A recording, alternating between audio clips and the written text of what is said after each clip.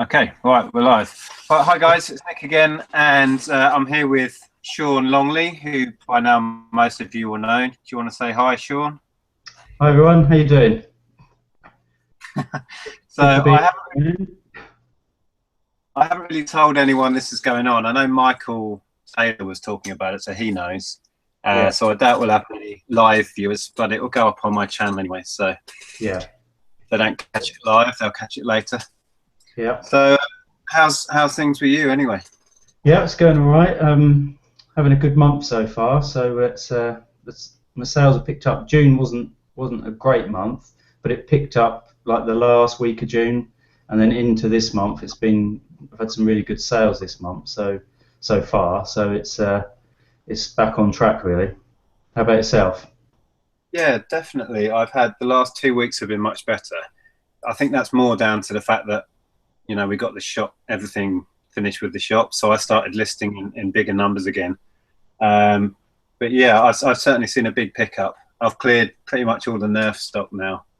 They've been just flying out. That sort of stuff's been going great. Yeah. So yeah, good. Feeling better about everything at the moment. Now sales are picking up and money's coming in again.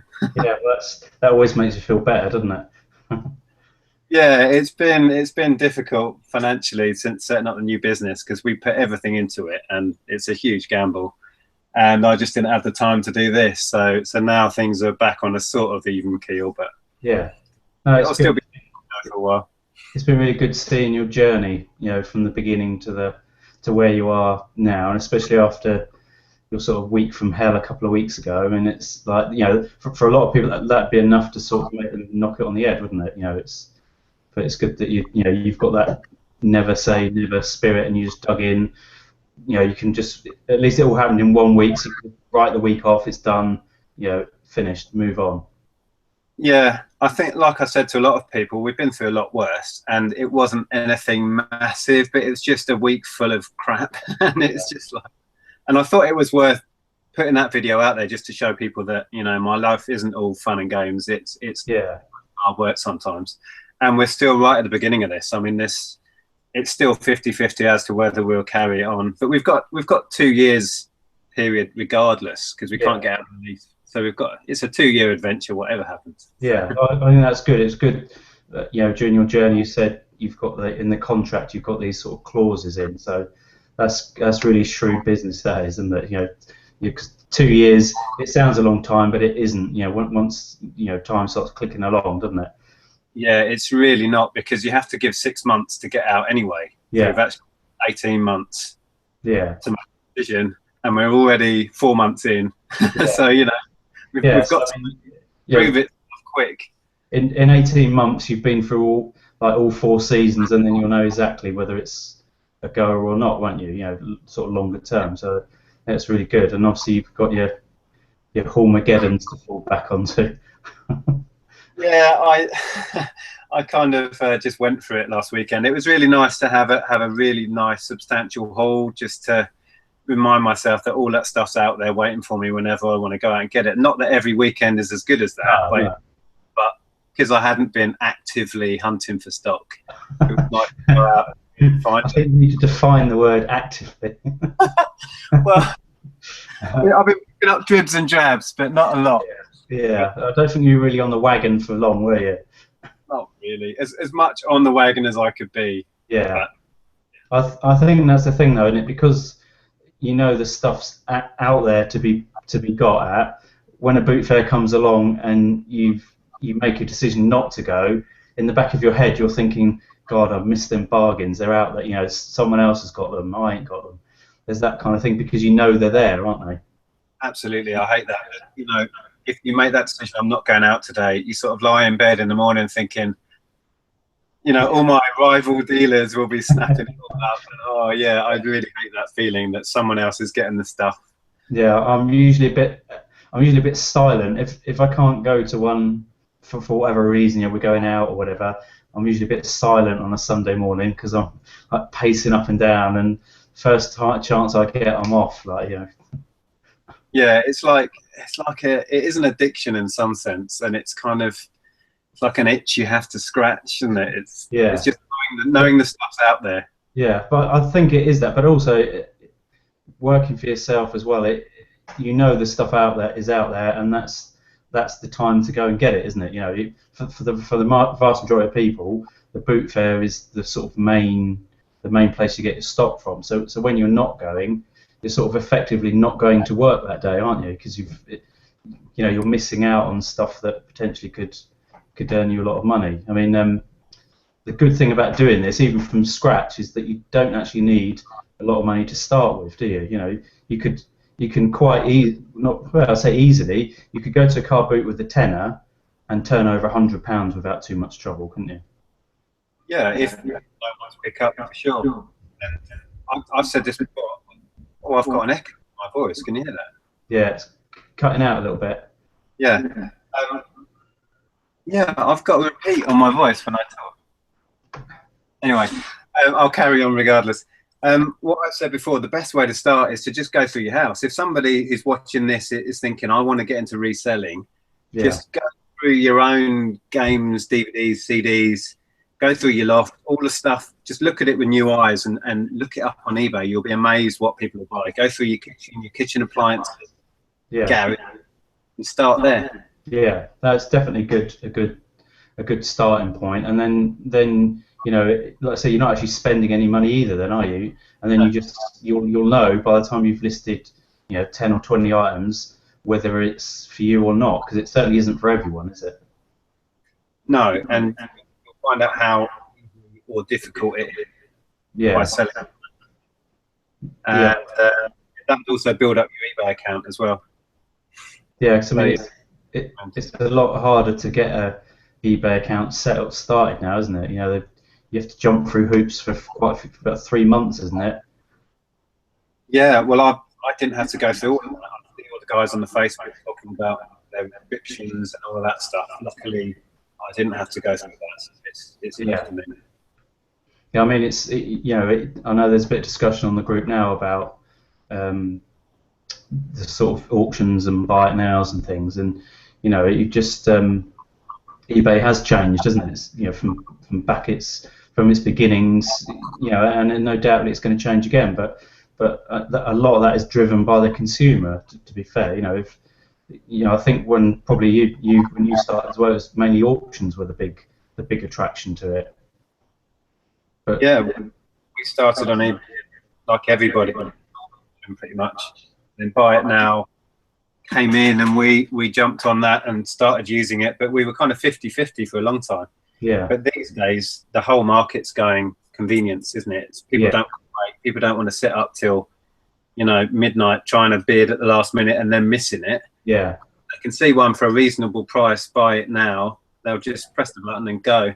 Yeah. I switched to Buy It Now, I don't know, 3 or 4 years ago, and I probably list 1% of stuff on auction. Yeah. I think it's still nice to put the odd item on auction, but particularly if it's an item you can't find any sort of comparable item of it. Yeah. And as long as at the very least you're covered with your postage costs on it. If it's a low cost item, or even if it isn't a low cost, you can always start the auction at more or less what you paid for it, can't you? So. Yeah, I listed one thing recently on auction, which was a stamp album. And I've done really well with stamp collections in the past. I know nothing about the subject, and I don't have the time to go through each one and find a rare one. It was a stamp album, and it had over 1,000 stamps in it. And I just listed it at auction, starting at 10 quid. It cost me nothing. So if I got 10 quid, yeah. And I've done that before, and they've gone really silly sometimes. But that just had one bid at £9.99, and it went. So I may have vastly undersold it, but I had no idea what else to do with it. Yeah, and then you just have to shrug it off and compare to what you've paid for it, don't you? Sometimes it's if you've only paid £1 or a couple of pounds for something and it sells for a tenner, that's still good going, isn't it? It's still the profit margins are massive, or can be massive, can't they? Absolutely. So I was going to ask you, Sean, what's you're still part-time, am I right, or are you? Part-time, full-time ambitions. Yeah. Okay. So what do you do as your job, if you like? Well, I sort of help with my partner. She runs a makeup business, Empire Online, and I do a lot of sort of background stuff on that, like behind the scenes. It's a direct sales company she works for, and actually I've got some impetus now because she's qualified for a free cruise to Jamaica, so I've got like 3 months to basically raise some airfares as well on top of my usual sales. So that's some incentive. Oh, right. So you've got a cruise, but you've got to get there. Yeah, we've got to get there. Yeah, we've got the free cruise, but it's the flights we've got to pay for. So, That's good. so yeah, and again, you know, over the years, I've got stuff around the home as well that we've sort of picked up and saved, and a lot of my Harry Potter stuff was stuff we've sort of accumulated over the years. So most of that has been from within the home sold. So yeah, so we got, you know, I quite like having targets for myself really, because I'm a bit laid back sometimes for my own good, but when I've got a target, I'm on the button then a bit more. Yeah, it's a good idea actually. Set yourself little goals and set yourself, I must get this done before I can do that, and all those little. Yeah, I mean, you don't have to. You don't. There's no point in setting yourself unrealistic targets, is it? But I think targets are good, and it loads me to say it, but lists are good as well. Yeah, I'm not very good with lists. I can appreciate the value of them, but I don't generally write them myself. My diary secretary writes all my lists for me, and I do like ticking them off. But yeah, I think I rebel against them, but I definitely secretly I kind of like them. I'm a bit like Tom. I think he said once before he writes lists and then loses the list. Yeah, I'm a bit like that as well. So I get my better half to do all that for me, as well as. Yeah, like I said to you the other day, Andrea kind of organises my life really. She knows what's going on and when, which is a good thing. I wouldn't have a clue. Yeah, I just get told where I have to be at a certain time and I'm there. It naturally ends up like that though, doesn't it? Because, you know, we're not that focused on family events and stuff. We're thinking about car boot sales. So yeah. But our better halves to organise our social lives. Yeah, no, she does a really good job, and so far I seem to be where I need to be when I need to be there. So fair play. Well done. I'm a glorified chauffeur most of the time. Yeah. Ferry the family around. Yeah, I think that's I enjoy spending time with the kids as well. So Nat's she finishes work next week, and then it's like she's full time in her business. So it's like we're cranking up. We're sort of just going for it. A bit like yourself, you know. Sometimes you just got to go for something, haven't you? And then if you put everything into it, if it works, it's fantastic. And if it doesn't work well, at least you know you've given it your all, don't you? Yeah, no, you're absolutely right. I mean, it's not easy to do to jump both feet into something where there's a 50-50 chance of losing a lot of money, which is exactly what we're doing now. It's a little bit easier the second, third, fourth, whatever time we're on doing it. Yeah. But I respect anybody that's got the nerve to actually put their money where their mouth is and do this sort of stuff. Even just reselling part time, you know, you've still got to put in the time, put in the money, and put in the work. And it's a constant juggle of everything, to be fair, but it's something, you know, I've always really loved boot fairs, and I don't sort of wish my life away. I wish it the other way. I wish eBay had been around when I was in my teens, because my career path, such as it was, would be totally different. I think it's just, you know, I've always had that sort of bit of wheeling and dealing about me, and it's if eBay and car boots had been around in the 70s and 80s and that, things would be probably a lot different. Yeah, similar actually. I went through the whole education system. I did A-levels, college, university, got my degree, did the whole thing. And for me, it was a complete waste of time. And I wish I'd just left school at 16 and started whatever I would have started, probably a market stall or something. Yeah. And I would have ended up on this course, but started way back when. And, yeah. You know, God knows where I'd have been now, you know. I think it's something like, particularly reselling as well. I think you have to have, there's something in you to do it. But saying that there's plenty of, if you've never done it, you've got, you know, particularly YouTube and in the internet, you can certainly start, can't you, and learn. Yeah, we've had similar discussions before. It's like when you look at it, it's ridiculously simple, but when you try and do it really well, it's difficult. There's several sort of levels of this. Yeah.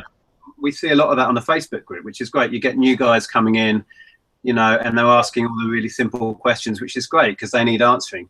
But what I notice as well on the Facebook page is a lot of people worrying about one negative feedback, one defect here, you know, one bad week of sales. And I know I'm very long in the tooth and I've been doing this for a decade and a half, but you have to look at the bigger picture. And if you start stressing about the one little thing that's going on that's bad, you're going to mess it all up for yourself. You have to focus on the stuff that's going well and the bigger picture. Yeah. I mean, and that's the other thing with the defects and things. Most of them actually are caused not by yourself, are they? They're impacted it on you, whether things haven't arrived or, you know, someone's trying to pull a fast one on you, or sometimes generally things do go wrong. But you know, unless you've got a catalogue of defects, then perhaps you have to look at your own processes. But generally, if you're taking care of your business, you know, the defects are quite minimal, and at the end of the day, they're not going to stop you making sales, are they? No, unless, I mean, I've heard people with the scare stories about eBay chucking you off and all of that. I haven't had any direct experience with myself or friends that have had that, but I don't know. When something goes wrong with me, I deal with it instantly, try and learn from it and move on and change what I can change, which is the stuff that I can do in the future. You know, I put it behind me and learn from it. Yeah. Yeah, I think as long as you're learning from experience, and usually, unfortunately, the way eBay sort of is at the moment, you just have to turn over and take one, don't you? You know, no matter how tough it is to take, you just have to take it, deal with it, and move on, don't you? You know. Yeah, sometimes. I mean, I have phoned up and had negative feedback removed and defects changed, like those videos I did way back about the upwardly thing. I was so adamant I was going to sort that out because it was ridiculous. But some, you just take it on the chin, take a deep breath and move on. Because if I concentrated on everything that goes wrong, well, that week a couple of weeks ago, you know, it's a prime example. If I'd have focused on that and I was still focusing on that now, I would, you know, I just wouldn't be able. I think that's the thing. You do have to keep a positive outlook, you know, regardless. And I think it has to come from within your life as well, doesn't it? You know, it's one of the things. If you're having a bad day and you want a bad day, you're going to get one. If you think it's a bad day, it's going to be one. You just have to. Sometimes, if things are going wrong in a day, you just have to sort of draw a line under the day and get right. Another day tomorrow. Yeah, I try and just throw myself into work. If I'm having a really crap morning or I've had a crap day or whatever, I will get busy photographing or listing. And within half an hour, your mind's focused on what you're doing, and suddenly you've got a sale and your mindset's switched around. So I just throw myself into work when everything's going wrong, and I climb out of the hole. Yeah, I think that's, you know, there is a lot of things to take your mind off things, aren't there? Negative things. I think the Facebook group's brilliant because there's lots of people coming together with all different from all different backgrounds. You know, everyone has their own little niches, don't they? We've got some great FBI people as well. Oh, don't get the FBI on there. I'll be in trouble. Fat Carl. There's people from different age groups as well, and it's nice to see. I like seeing some of the younger people coming through and giving it a really good stab as well. Yeah, it's amazing. I mean, just the whole thing that's appeared on the back of, well, Tom and I to start with, and then Joe, yourself, and the other guys that have started making videos, Michael and Lee, and then the Facebook that Lee started. Yeah. It really boggles my mind that, you know, all these people know us guys by name and we're all referred to in these chats, and it's really amazing. I couldn't have imagined this. I worked out when I was dropping stuff to the post office earlier. It's been almost exactly a year since I made a video. Yeah. I could not have imagined even this, just chatting with another reseller. Yeah. You know, live on the internet. I couldn't imagine this whole thing. It's. Yeah. No. It's. I mean, I've been a reseller off and on for years. You know, it's sort of my default sort of thing, and the penny never really dropped that I could do it full time. You know, I've had really good spells for it. Nothing disastrous has ever happened. It's just myself. You know, I've gone and taken other jobs or whatever. But I actually come across one of your videos. I guess it was January time, I think, and I don't even know how, but I saw one of your videos. I thought, flipping out. You know, so all the stock and that on your shelves, and the fact that you converted your garage. You know, I thought, well, it was really inspiring, because it's like, well, yeah, I could probably have a go at doing something like that on some sort of level. And it just really, you know, watched your back catalogue, and then obviously seeing your journey with the shop as well. It's been really inspiring. And you know, I've watched a lot of the American guys and gals, and some of the ones I really enjoyed watching have sort of gone off to is it private label and things like that now. So I don't necessarily watch so many, but I do like watching people's journeys on YouTube. You know, it's a good, and the UK community is certainly starting to grow at a pace now, isn't there? There's lots of people making videos as well, isn't there? Yeah, it's expanding sort of exponentially, if you know what I mean. The more people make videos, the more it grows, and then that feeds back into the Facebook group and etc. So it's nice that it's not just 2 or 3 of us now. There's a little community of guys making videos and sharing stuff. Yeah. And still rumours and little people nitpicking now and again, and I get a very rare occasional nasty comment about me sharing the secrets and all of that stuff. Yeah. That whole thing rears its head now and again. But to be honest, the first time I've had a second thought and thought, have I just stitched myself up, was recently. I just went through a load more Jacqueline Wilson books. I've mentioned it before. Fill them in bundles. When I first started doing that, was a couple of years ago, and I found that. And then when I looked up completed, there must have been 2 or 3. Jacqueline Wilson finished. This was a couple of years ago. I just listed some, and I searched completed, and there were hundreds. Because I started talking about it a year ago, and it, you know, the word spread, and because you list something, people will find that listing on eBay, and if more people like it, people will find that, and they'll think that's a good idea. So it's probably not all come from my videos.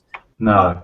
You can see how these things do spiral, and in the past, when I've listed my bundles, they'll go within a few days. Yeah. These have sat there for over a week already. So I think there is an element that you could stitch yourself up to agree, but at the end of the day, you've got to look at the bigger picture. It's having the knowledge to make the bundles and find certain, but you still got to find the stuff, haven't you? You know, and you know, when you go to a car boot, it's like your massive Warhammer lot there. You know, if you'd sat in your car doing your video for another minute, you'd have been, as you walked up, you'd have seen someone gleefully running down towards their car with it. It's just that timing as well, isn't it? So I don't think you're giving, we're giving information away, which actually helps other people. But unless I've got 5 people that go to my sort of car boot and they're lined up in a line with me and we're ready to go off looking around, you're always going to have that element anyway with other competitors, aren't you? Other resellers. You know, you're all trying to look for the same things, and sometimes it just comes down to timing, doesn't it? Oh, absolutely. And last weekend was a great example of everything going right for me. You know, on Saturday with that photography bundle and all the other stuff, and then the Sunday I was just at the stalls at the right time, and all the regular dealers were around. I was just, you know, happening to be at the right car when they went, here you go. No, that's brilliant when you see that happen, isn't it? And they just put that box down or that whatever down, they put it down, and you're just walking up to it. Yes, thanks very much. Yeah, you know, and that's what it comes down to. You know, these aren't the stuff you find at the car boots. Isn't at every car boot. You know, and that's the thing. I don't think, you know, there is a little bit negative to it, giving away the secrets, but the people that are saying it are also the people that are watching your videos to find out you know what I mean? So it's a bit, just have to take the ground of it, you know, and it's just helping people. And you've certainly put some money in my pocket, and I guess there's a lot of other people's pockets as well. So no problem. You know, that is the whole point, really. When I made the decision that I was going to go on here and just be open about exactly what I do and not really have any big secrets, there are a handful of products that I've tried to keep to myself, but I think they're all out there now, like the screwball scramble balls and all that. So I realised that people were finding my eBay account because I've started getting loads of messages on my eBay account. All right, because I show item numbers when I. Oh, right, yeah, yeah. And I don't think I've got any secret listings at all now. But yeah, the whole point was to help people out, and the fact that I know a lot of people have made a lot of money on the back of this is great. Yeah. It's a weird feeling to know that I've inspired and helped hundreds, if not thousands, of people that I'm never going to meet. Yeah. And yeah, it's just weird. Well, this time next year there'll be the TV show, mate. Oh God. Well, did you see on Facebook, on the Facebook page, they were talking about on the One show? Yeah, last night, wasn't it? Yeah, I caught the end of that. It's about buying at auctions and buying luggage and all of that stuff. Yeah. Yeah.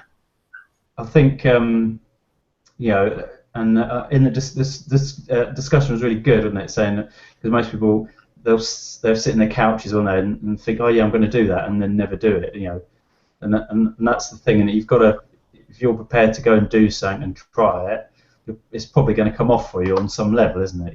You've got to put the effort in. Yeah, it's not quick, easy money. Although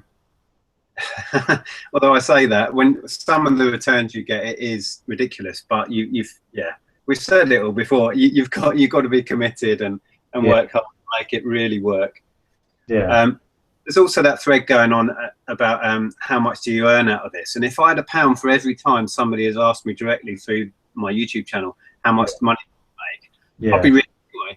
And the thing is with that question, if you asked me how much money am I making out of this in April, it would have been barely anything. If you'd have asked me that last November, it'd be like £1 a week. It's that ridiculously changeable. And also, go on. No, sorry, carry on, mate. Sorry. And also, over the years, when we had the retail outlet with the gaming shop, and when that really took off, we were making amazing money out of it. And then we made the choice to move on from that and get our lives back, or try to. Yeah. And then we earned very little, but because we paid the mortgage off, we were happy to not have to earn a lot of money. Yeah. It's up and down. I mean, my earnings, it's like a sort of mountain range, the graph would be. Yeah, but I think with the earnings as well, you can't limit it to say if you get 500 listings, you're going to earn this much. If you have 1,000 listings, you're going to earn it, because it's not like that, is it? Because it all comes down to what you've got for sale. I don't have hundreds of items at all, but I have quite high returns on the items I do sell.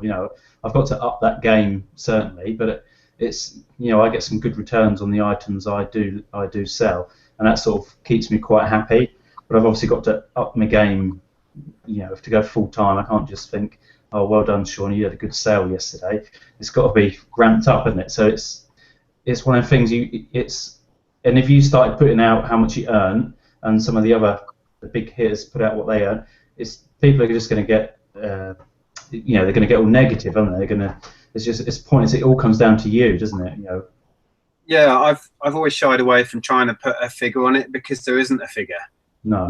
It varies between 0 and really nice numbers. So I can't put a figure on it anyway. And it's so seasonal, or a lot of what I do is seasonal. Yeah. I could try and share my year's income in the last quarter. Yeah. Watch my videos from last November. There was piles and piles going out every day. Yeah. Now it's maybe 20 orders, if that. So it's up and down. And I was going to say, you have to be prepared for that if you want to be self-employed, because you don't have a salary. I haven't had a salary for 14, 15 years, and it makes life complicated. It really does, because I can't rely on X amount a month. Yeah. Yeah, I think also it is, like most retail businesses, don't they? They earn the lion's share of their profit probably just in December, in 1 month, don't they? The rest of the year they're sort of breaking even, and they earn their big returns in December, don't they? Christmas. Traditionally, I remember something about Virgin. My stepbrother used to work there, and he said if they didn't, December was the month that they made profit. The rest of the year they were sort of barely getting by, but because of the silly season, they ended up in profit every year. And that's the same with this, isn't it? You're going to make a video, aren't you, soon? So. Well, I'll do one. Yeah, about. It's funny because I've seen a lot of rumblings about board games and how they're a waste of money, and I bought this, seen it, and all that, and it made me chuckle really, because I think most of the people on the Facebook group have come through my channel or in some way or other. So they see my videos from last December where I'm picking up all these board games. They're flying out the door for good money. Yeah. If you try and do that in February or March, it won't happen. You might sell them, but you might sell them for half the money you'll get in December, and they might stay on your account for 2 or 3 weeks, and you keep marking them down, or months even. Yeah. So I've found some really good sales graphs through Camel, and I was going to, just showing people just to, it's not just me making this stuff up. Yeah. The sales graphs go. I found a really good one for. I'm going to give away the video now, but I'll say it anyway. One that's been mentioned a lot is Friends Seen It, actually. Yeah, I've got one of those up. Not listed, but I've got it in ready for December. And the sales graph for the last 6 years, price-wise, is just like this. And the peak is December, and then the price is about a half for the rest of the year, and then it just goes like that for a month. I think lots of people are picking them up, actually, aren't they? I've seen a lot of the haul pictures and videos, things. Everyone's getting the Friends Seen It, because and that's the thing. You're paying £1, usually £1 or £2, and they're just it's going to be up to sort of 30 quid, I guess, November, December, isn't it? Which is it's great returns. One of the things I've done with the Seen It, though, I had some of the Harry Potter ones, and I picked up a couple where they might not have had the DVD in or something, or one's not had something with it. So I've started parting them out as well. I sold they've got their metal figures in them, haven't they? The playing pieces. I've sold them for quite good money as well, and the DVDs separately. So even if something's not complete, you can part them out and still get a good return. Like now, but if you've got the complete versions, just if you're able to store them, store them. Yeah, I used to do a bit more of the parting out games, but I just haven't had the time to do the fiddly stuff recently. But there is good money in that. I mean, if you search around on eBay and find people that are doing parts, and then click into their shops, you'll find that there's specialists in that. Yeah. And that's right down to one Cluedo little piece. And I was doing some research on that today, actually. There is some good long-term money on the parting out, isn't there? Yeah, I used to sell the Scrabble tiles by just a tile. Well, my wife used to make jewellery and stuff out of them as well. But just selling, you get a Scrabble game, it's got 100 tiles in. Yeah. Certainly you can sell for up to 3 quid each. Yeah. And the standard one's 99p. As long as you're covering yourself with postage on top of that as well. Yeah. You make 50 out of a game of Scrabble. But it's long term. It might take you 6 months to do it. Yeah. But if you've got 50 product lines that are like that, you're still getting that income. So, I found the only one I've really got listed like that at the moment is the my famous Poundland thingy boards. I can't even remember what they're called now. Yeah, longboards, tech deck. Oh, tech decks, that's it. It's just gone. So I've been really pleased with them. I sell probably a couple a month, but obviously, I'm selling them for just under 8 quid each. And they're only going as a large letter, so it's a good sort of 455, well, about 450 profit on each one. Now, it's not massive, but it's a nice. They're easy listings, easy to sell. So whenever I go down there, I'm always sort of hoovering them up, because particularly fourth quarter as well, they're gonna go. They're good little stocking fillers. So I haven't managed to find any. I've looked in a few around here. It's weird. I don't know how they do their stock. Whether some items only get sent to one store, or maybe it comes from the sort of regional depots where they get stuff left over or whatever, don't they? And they just chuck it out to different stores at different times. But I haven't seen a lot more in there, to be fair. There hasn't been not much. I haven't been doing much retail arbitrage actually lately. Have you done much? No, I haven't had the time nor the money to invest really. I've done little bits. I bought up some stuff early in the year and back sort of Christmas time, and put that away. But no, in a word, not much. I did well. Talking of Poundland, I bought a load of Rod Gilbert DVDs, obviously £1, and I think I had 15 or 20 of those, and they've been going regularly at £7 each. Yeah, that's good, isn't it? Your one, so it's a large letter, so I'm getting about £4 or £5 back. Yeah, so it's good, and it's good long tail things, aren't they? Something like that. it's great having the massive hauls and that, but sometimes if you're looking to do this sort of part-time or full-time seriously, it's finding those items that are easy listings and easy to post, aren't they? You might only sell sort of 2 or 3 a week or a month or whatever, but it's at the end of the year when it comes up to it, it's still going to add up to quite a bit of money. And the retail arbitrage stuff, I've had a few people quizzing me about how do you make money doing it? Can you give me some hints and tips, and where do you find your stuff? And it's down to the individual and the hard work and perseverance you put in to find it, really. I can't tell someone how to do it. No. And it's a bit of a gamble. A lot of stuff I buy, I couldn't make money on when I buy it, but I'm buying it like for the future market, if you like. It's like stocks and shares in a weird way. I buy it, hedging my bets that I can double my money in 6 months' time. Yeah. So, and you just get better at it the more you buy. You start to be able to see stuff that if it's got Disney in it or if it's a particular brand. Even if right now, if you tried to sell them on eBay, you'd probably lose money. Yeah. Knowing from experience what November and December are like, it's a shoo-in, So, yeah. I mean, a few years ago, I used to do a lot of football shirts. And I used to bet some of the regional clubs like Leeds and things like that. Used to buy their kits at the end, obviously at the end of the season, and sometimes it was the season before's kit that they just literally marked down to £1 a shirt or so, So I used to buy the kits then, you spend quite a bit of money, but buy a lot of kits, and then it was always for the long term because obviously you're not the only person doing it at that time. But then a lot of big businesses do buy them up and they list them, and they're quite happy to make 2 or 3 quid, aren't they, with turnover on them. But retail arbitrage is always advisable for the long term, isn't it? Yeah, because the market's flooded immediately. If there's a ridiculously good deal that's flagged up on Hot UK Deals or Amazon are clearing something, most of the time you won't be the only person that's noticed. And all of a sudden, eBay is flooded with it. So just be patient, stick it on a shelf, forget about it for 6 months. Yeah, I think something if you're starting out, it's probably not an area to look into particularly.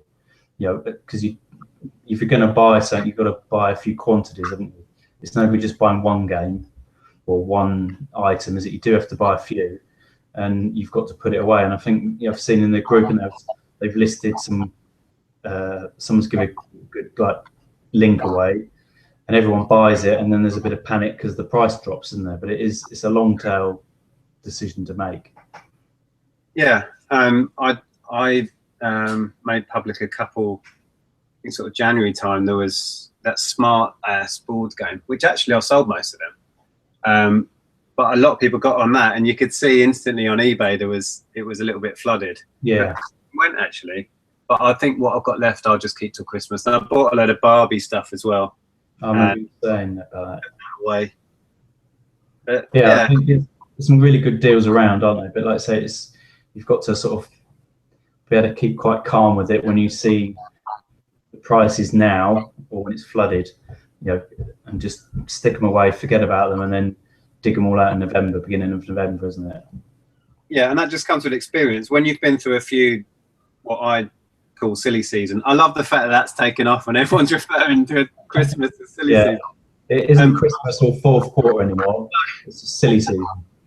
But once you've been through a few silly seasons, you realise that, regardless, prices just go silly. And if you can, actually last year, I said in one of my videos, I really jumped the gun with some of my arbitrage stock and put it on too early and undersold. I had those Hot Wheels, I could have probably got £10 more if I'd have left them another week. December, you don't want to be left with your stock after last post, but you don't want to sell it.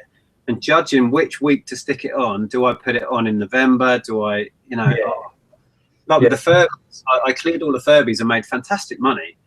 But a week after I'd finished selling them, they were going for 10 quid more. But it was really close to last post. And I think that's one thing certainly to be wary of, isn't it? That last post, because you do get lots of irate people. Where's my item? They've got no comprehension that the postal system's jammed up. So there is that to sort of just be wary of. You've got to big balls to keep post listing right up to the last day, don't you? Yeah. You have to sort of cut off at some point. But it was that horrible year 5, 6, 7 years ago when we was just snowed out everywhere and the Royal Mail ground to a halt. Nothing was anywhere. It was just horrendous. So many items came back because they got there after Christmas. So we were just getting tons of games and toys back. Oh, shocking. So when you had, I was going to ask you about when you used to have your previous shop, your gaming shop and that, were you still using eBay at that point as well or not? Was it just mainly traditional retail? Very little. I used to put the odd thing on eBay that I couldn't sell on Amazon, but I was just run ragged running the shop. It was basically myself and Andrea running it, and it was like a mini Virgin Megastore. And we did have staff, but they were part-time. So I didn't really use eBay unless, like I say, it was something really rare or collectible that I couldn't stick on Amazon. But I just used to scan media stock straight into Amazon and then send out orders first thing in the morning. And I had a basement just stacked up with media that was onto Amazon. And I used to do tons and tons of arbitrage with games at that point. I don't do so much now because it's a lot harder. But back then, Amazon and Play were always fighting against each other, and HMV, AIM were all fighting and doing these ridiculous deals. So I'd do a lot of. I can remember Play and HMV. There was some. I remember used to do deals of the day, didn't they, through December and that. They used to do some crazy price stuff. The Hut and Zavvi used to do Monday deals. They probably still do. And if you got it right, there was silly money in it. The one I used to love doing, and you can't do it so well now because Amazon aren't as hot with their deals as well, was Amazon would suddenly slash the price on the game. A great one was on the Wii, Super Smash Brothers, which would RRP was $29.99, and then randomly every now and again they'd drop it to a tenner. So I'd just go on with all my accounts and buy the maximum from each of my accounts, and then it would only last 24 hours. And because I had Prime account, they'd all turn up the next day. By that point, they'd have gone back up to $29.99 on Amazon. So I'd stick them all on Merchant Fulfilled, $19.99 or whatever, and then sell them all off. Yeah. And then a month later, they'd do the same sale. It was weird. Do you think they are still all around them sort of deals, or very few and far between now? Seems a lot less. I don't know that they've cottoned on that they were just lining my pocket and other dealers' pockets. I don't know, but I see less of it. But then again, I'm not looking as much because I'm just run ragged trying to run all this stuff. So no, but there was a period of 4 or 5 years where it was like shelling peas. Yeah, I think it is harder for retail arbitrage now. I think that, I say, when Play turned to, is it Rakuten or whatever it's called now? I don't even bother looking on there anymore. There's just nothing on there worth buying. And it's just a shame. I used to go on there. I used to do t-shirts. I used to get my t-shirts and stuff, but nothing.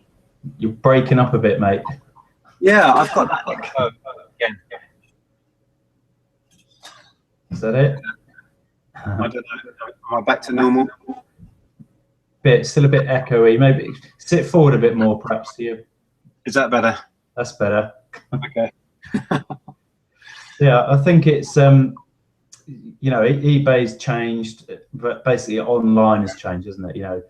But the market's a lot more shrewd. Amazon and all those companies are less inclined to give big deals away, and probably the only deals really now are the clearance lines, isn't it? When they do just literally want to get rid of a load of stock. Yeah, if you can be there at the right time when a company is actually clearing something because they want the shelf space, and Tesco's are the best one for that. You can make a killing, but they're gone in a flash, and you have to be the first person there who's a reseller. Otherwise, there'll be nothing left. Because I've been there, or you'll have been there, or whoever. And that's literally about timing. Or if you've got someone in the know that can tip you off, that can be fantastic. But it's so store specific. Can't even say it. I had amazing deals in Tesco's, and then travelled around the county and found just a handful in other stores. Yet the first one, there was piles of it. There's no rhyme or reason to it sometimes. Yeah, I used to work in retail, and I used to do a night shift, and my job was actually replenishing the toy department. That's a few years ago, and the company I worked for was they used to have a big toy sale at the end of the year, or November I think it was, and it was be 50% off everything. Plus they used to be a bit generous with the store discount. You get 20% store discount through December. So I made a lot of money on. It was when Toy Story 3 was out, and the Zerg figures come out, and their prices went ridiculously on eBay. So they used to come in boxes of 6. So every night when I was there, the boxes would come in, open the boxes up, find the Zergs, put them on the shelf in the morning, and then I'd clock out and walk straight back around and pick them all off and go and buy them. You know, it's getting 70% off. It was madness. Yeah. But that's all, you know, it's all stopped now, obviously. But the store now, they do 50% on the toy sale, but now it's only on their own brand toys. It's not on the right, you know, the generic brand. So it's all changed. You know, the money's not. Well, you see the retail giants aren't doing as well as they perhaps used to do, are they? Yeah, maybe. I don't know what it is, but I love the feeling, like you said, you worked out how to make money out of those Toy Story figures, and the buzz you get from cashing in on a little something you've found is brilliant, and having the nerve to just go all in on it. You know what I mean? As much as you can. I love that. I love the feeling of being in Tesco's with 2 trolleys full of random stuff, and everyone's staring at me like I'm a nutcase. I used to get really paranoid and hate the attention and think, you know, they're looking at me and they're asking me questions and that. But now I just smile at people and say, yeah, I've got a big family, or whatever it is. And know that you're doing nothing wrong, and nobody cares, and they obviously want to sell the stuff. And I really enjoy that now. Yeah, I think I was a bit of a thing about pricing on the group as well, wasn't there, yesterday? And going back to Mazurk things, I think we sold one at £75, and they were like £10 toys. You know, so I was paying about £4 for them, and the prices were creeping up, and we just thought they were going about 50, 55. So I thought, no, we'll just put them on £75, so £74.99. We sold them. You know, it was just you price, you can be as unrealistic or as realistic as you want. There's no rhyme or reason, isn't there? You know, you can completed items gives you a barometer of what things have sold for previously, but there's nothing stopping you putting them up higher, is there? You know. No, it's interesting. I mean, I get asked all the time, and there's lots of people go on Facebook and say, I've got this, how much should I sell it for? And people message me direct through YouTube. I've just found a whatever game, how much is it worth? Yeah. It gets frustrating after a while, because for me to find out for them how much it is, I'll go into eBay and I'll search. And like you say, it doesn't give you all the answers, but it gives you something to judge it by. But, you know, anybody can do that. You don't have to ask me or ask the Facebook. Yeah. And I forget that some people haven't realised that. I actually chatted to a guy the other day, and he went, oh, you can search completed stuff. Oh, I get it now. It's like, oh my God. Yeah, maybe some people think there's you have some sort of special powers or something you can. Yeah. But you know, there's lots of information about how to use eBay, and I think probably some people don't realise, do they? You know, so if you're looking to sort of get into reselling, learn how eBay works first, isn't it? You know, how to find the price of items, how to find out something that's sold. You know, looking on buy it nows, auction prices, comparing the two, and then just, you know, basically pricing something at what you want. You know, one of the other tips as well, isn't it? If you're looking selling on something buy it now, look on what's active, and then just finding the lowest price plus postage and just pitching yours at a penny cheaper, and you're guaranteed to get the sale. It's as simple as that. Yeah. Or make yours stand out in some way. Use keywords other people haven't. What I was going to say about before, talking about people not realising you can search completed and stuff. I forget my life is in eBay, and I talk about it all the time. I'm on it 24/7. I forget that a lot of people don't understand what the hell we're talking about. They don't understand the language. They don't understand the terms. Yeah. I forget that, and I think, if I get time, I'll make some videos about the nuts and bolts of it. You know, what is buy it now, why I think it's better. I have actually done videos like that, but you know, videos. I want to try and get in the head and face of somebody who's not used eBay before. Yeah, that might be a good thing to do, because Yeah. there is lots of talk, isn't there? You know, even in the Facebook group, people don't like flipping and things like that. People don't realise what that is sometimes, do they? So it's all them kind of things. But yeah, I really enjoy the group. It's a really good positive place, isn't it? You know, for the most part, there's no you know, there isn't any sort of bitterness or, you know, agitation or anything, is there? It generally runs pretty smooth, doesn't it? And it's nice. Yeah, it's nice to have a place to go where. Oh, I've got that echo again. Is it gone? It's gone now. Place to go where, like I was saying, where we can talk sort of eBay jargon and resellers jargon and be understood. And for me, it's nice to have people that get excited about stuff that I get excited about. It's when I put all those pictures up of that haul last weekend. Yeah. I wanted to show someone. I wanted to go, look what I've got, you know.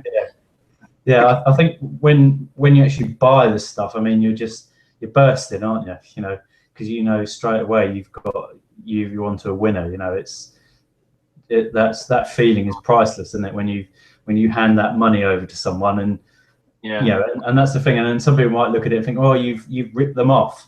Well, you haven't. You've paid them what they want. You know. Yeah. Everyone has access to eBay, don't they? Exactly. Yeah, that old "I've ripped you off" chestnut again.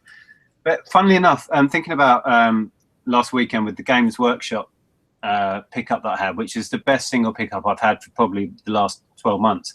Yeah.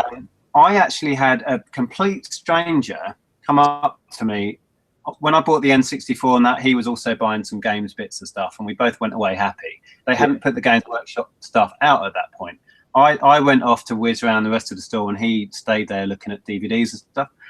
And he actually came up to me. I've never seen him before, don't know who he is, and he said, "Oi, mate, are you into figures and Games Workshop stuff?" I said, "Yeah."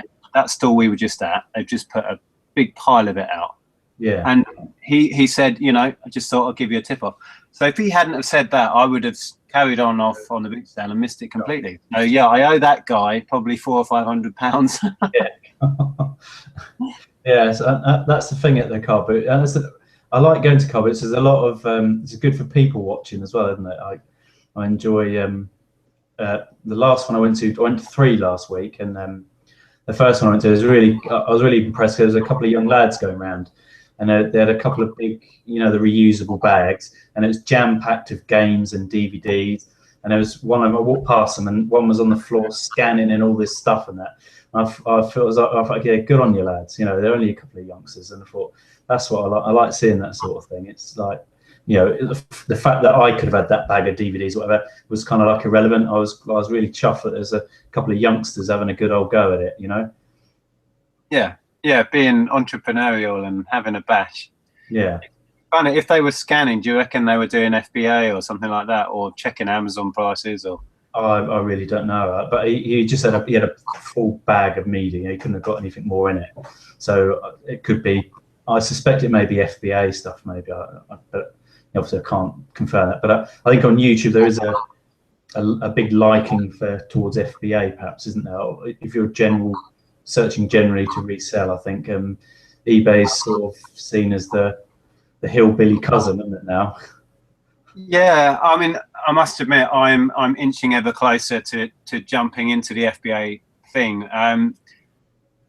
It would help me out time-wise. The thing is, and I've said this before, a lot of what I pick up just isn't suitable for Amazon. You know, all that Games Workshop stuff. Yeah. Setup. A lot of the collectible stuff I buy, you can't put it on there. There's no place for it on Amazon, so that's still got to go on eBay. But I do love the thought of being able to kiss goodbye to my stuff in boxes and never see it again. Yeah. In some senses, but the other part of me likes to have control and likes to have my stock and be able to do with it what I want. So I don't know. I think this Christmas I will give it a bash and see how I get on. Yeah, I think young Tom Flynn, isn't he? He does a lot of media stuff on there. Yeah. He's really good. And obviously there's Carl in there, and obviously Mr. Picker as well, English Picker as well. You know, they're big FBA people. So I think the only thing that sort of holds me back a bit from it is just finding enough stock to keep fueling it. You know, it's fine sending one box in, but you need to be doing a box a week at least, I think, or if you can, you know, to make serious money from it. Because obviously your returns are, you know, although you haven't got that, you don't have to pack it and send it, but you're only getting a third of the value of it, aren't you, with the fees and everything else. So there is that element to weigh up, you know. And I'm a bit tight, and I prefer making as much money as I can. So I don't, at this moment where I am, I don't mind doing it, you know, eBay. But I've sold some products on Merchant Fulfilled, which I do quite enjoy because it's just like easy to list it, isn't it? Yeah, I've always done really well Merchant Fulfilled. I'm still selling it now. Oh, I'm breaking up again, aren't I? Yeah. But I don't know. For me, finding the stock isn't really the issue. I've had to rein myself in because I find too much. Yeah. So I don't know. I will experiment with it. I need to perhaps go and visit Tom and sit down with Tom and pick his brains on the best, you know, the ins and outs of it. Funnily enough, I was chatting to Tom the other day.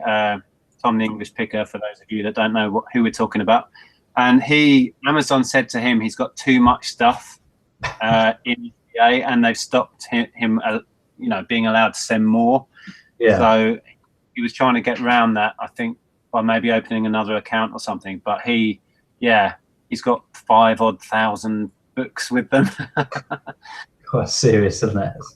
It's big things, isn't it? So, but it's interesting. They've told him, they've sort of restricted him in that respect, because I think, again, like with the YouTube community, you look on it and it's predominantly, you know, FBA's.